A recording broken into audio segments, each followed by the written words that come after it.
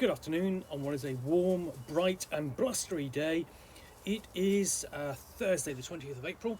I've got a nice hot cup of tea and a parcel to unbox. Here we go. Find out what is in here.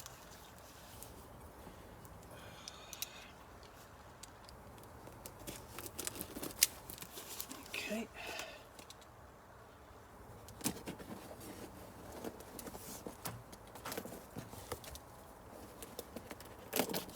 Okay, it's open. And some plastic. And I have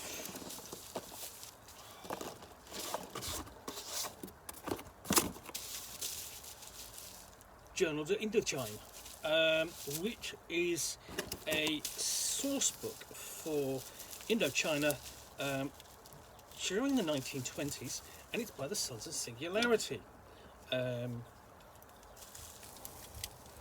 who do interesting Call of Cthulhu supplements set in, well, the Far East. They did basically the campaign mini campaign of scenarios set in Shanghai, and what we've got here, I'll just get through the plastic, is, there we go, is two books. We have Journal de Indochine, Volume 1, and Volume 2, and then we have the Investigator Indochine, Enterprise de Call of Cthulhu, which is going to be a screen and support for the product. So, Volume 1. So, French Indochina, the jewel of the French Empire, witnessed a time of brutal extreme turmoil and political ferment in the first half of the 20th century. As foreign imperialists struggled to maintain their precarious grip on the region, the people of the land worked to overthrow their tormentors. While the world seethed with conflict and change, hidden entities from far off in time and space took root in the jungles, gained footholds on the beaches, and found supplicants in the cities. Some of these entities offered the temptation of enlightenment and power to those who would free their eldritch secrets. Some of these entities offered the supplicants great destructive powers. Journal de Indochine is a series of scenarios and campaign resources for the Call of Cthulhu 7th edition role-playing game, set in French colonial Vietnam, 1925 to 1955. Now, this is an interesting period full of turmoil and change. You, of course, had the area occupied by the Japanese in World War II, and then when the French came back after the war, there was an uprising as the various countries in the region fermented for independence. So, inside we've got the great cover, and we basically see that see this repeated. Now, Vietnam and certainly Indochina is not a region that is visited by Call of Cthulhu often, if at all.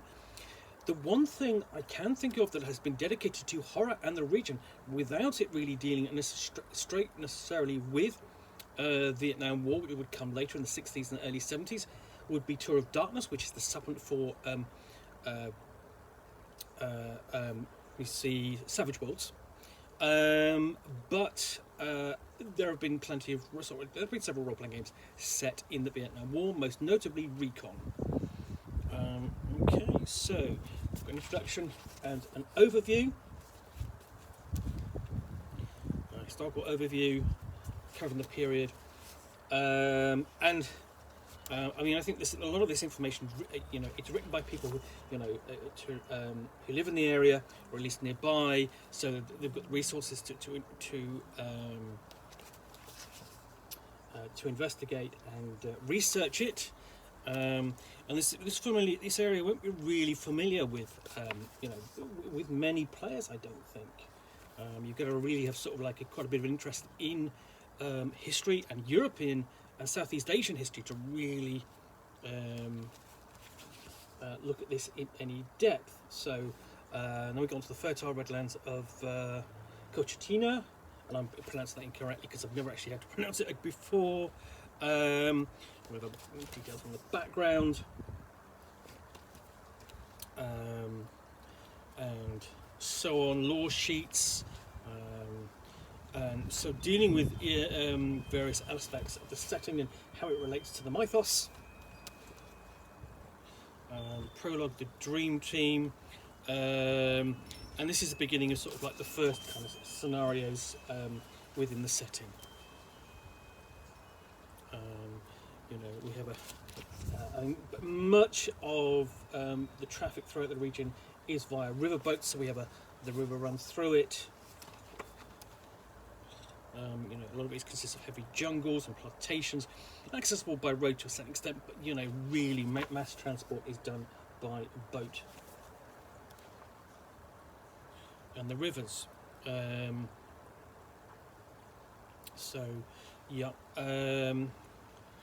We have, just flipping forward through, Director's Met, Home Invasion,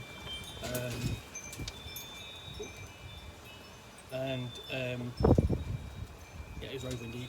Year One, Rumble in the Jungle, Core, Flashback, Plantation Seed, Demand If You Don't. So we're building this into sort of like part of an investigation and campaign. You've got flashbacks and optional scenes, and again, Into the Jungle, A Walk on the Wild Side.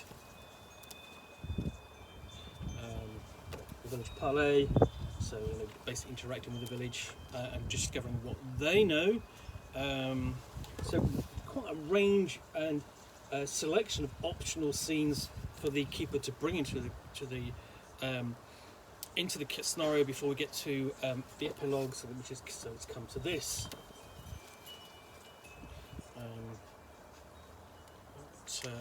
Then we have something which we don't often examine. I suppose in reality, really where we begin to look at this subject is when we get into the Dreamlands or Leng, and the lands in sort of like that connect them. So we have the Flora of the Cosmos,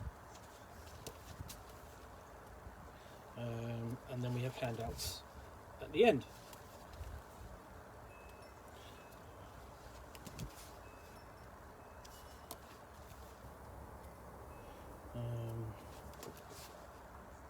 So all of these are repeating what's earlier in the book, and obviously, so there's stuff here for both the keeper and the players to refer to.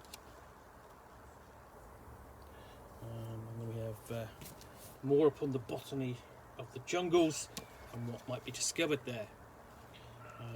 Character sheets, actually the investigator sheets.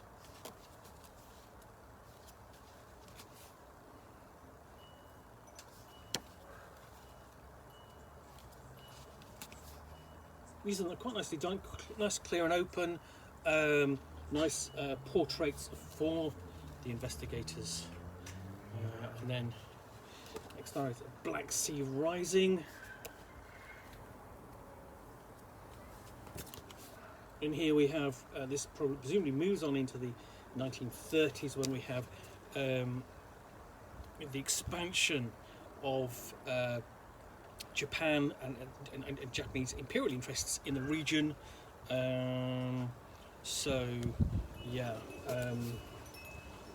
Basically when they actually moves it into World War II, it looks like, where you are armed with modern firearms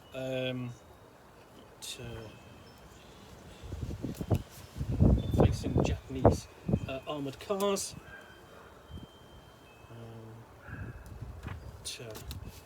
So we have a secret mission by Allied forces in the Pacific.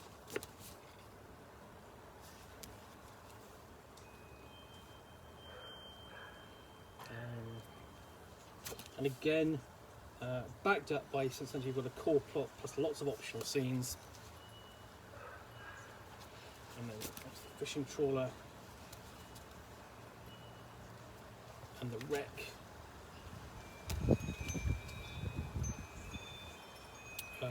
Frog Islet Camp, and the source. These strange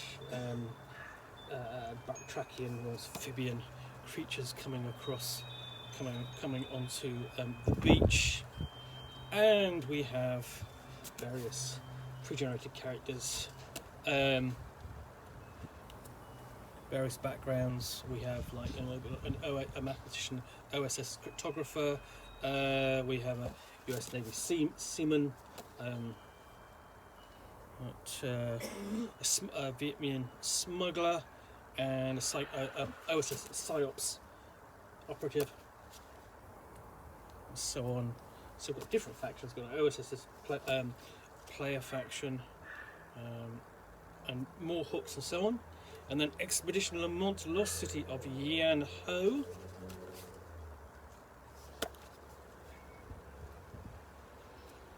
The background to that.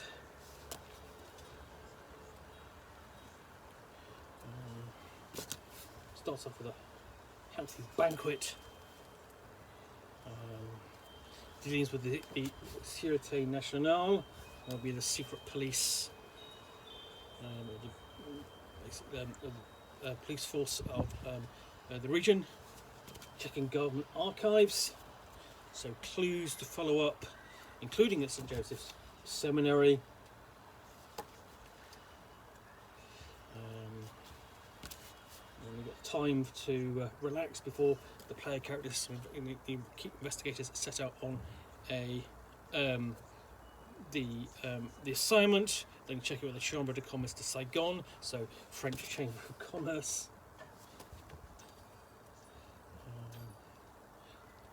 We'll start searching for NPCs for my hang before getting involved, descending in the unearth and into the jungle.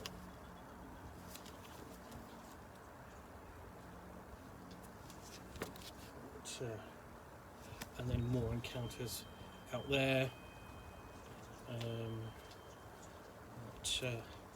including in Yanhou, the lone stupa, a lone religious, almost temple. We've got a map of the region there, almost like a brain and its stem. Exploring the mystical city.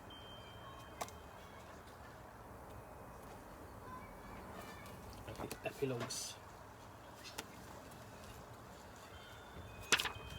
Multiple handouts, all quite colourful and sort of like fitting the setting.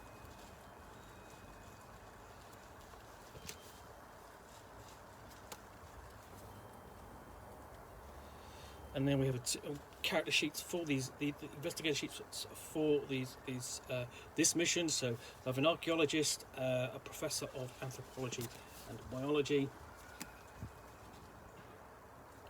And these are quite old characters. So the archaeologist is 59, professor of anthropology and biology is 82. Then we've got a soldier, drifter, a member of the clergy, and an archaeologist. They're much younger. And then we've got an organised crime faction. End of it, and then we have Operation Desperado.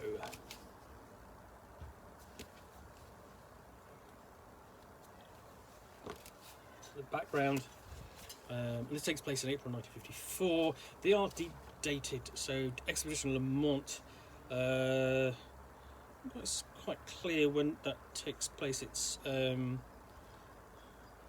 anyway. So set up timeline and no facts for the scenario. Camp demarcation, where the player characters and essentially investigators are operating from,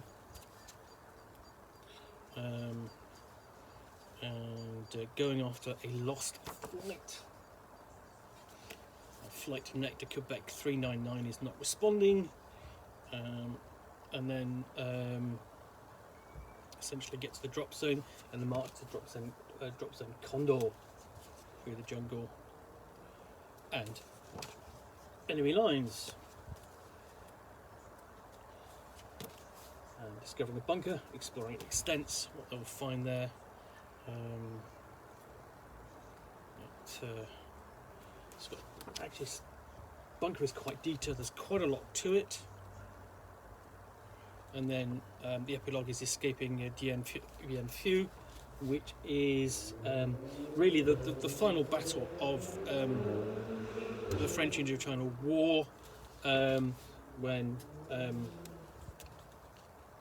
the French colonial forces were defeated by indigenous forces, and French influence was driven out of the region. And there we have, that's going to be a map of the bunker.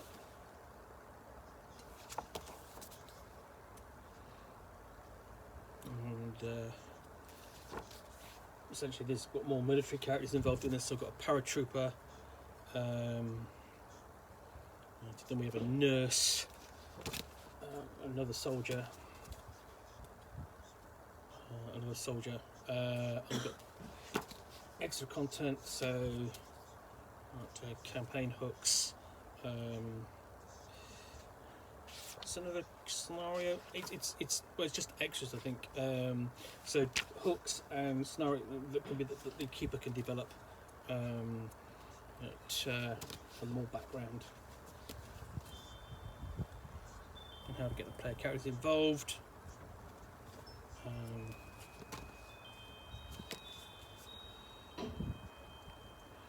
Inside the bunker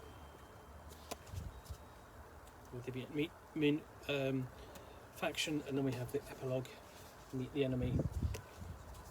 So I'm wondering whether that could actually be played by two factions are coming at from one angle of playing the French forces, or playing the Vietnamese forces fighting, basically attempting to drive out the French colonial masters.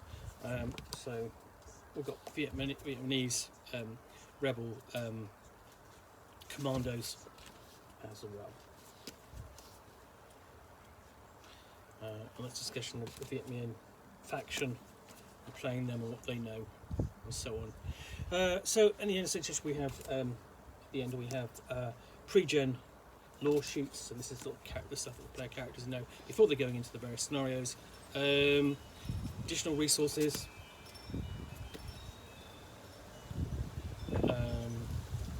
And then got all the Kickstarter backers listed there. Yeah. So yeah, that's everything. That's volume 1. Volume 2, I will do another unboxing soon. But that includes the French Foreign Legion handbook, and so on. I think that's going to be more background material and support to go with those other scenarios. So that is Journal de l'Indochine Volume 1 from the Sons of Singularity, which I think is going to look at an interesting range of scenarios set in an area which is unfamiliar to a great many players, and certainly during the time period when it is set. So anyway, thanks for watching another unboxing in the Nook. If you've enjoyed this, then please do click on the like buttons down below, and of course if you've got any comments or feedback, I do appreciate you taking the time to post those. And lastly, if you want to be alerted to yet more unboxings in the Nook, where you'll see me out here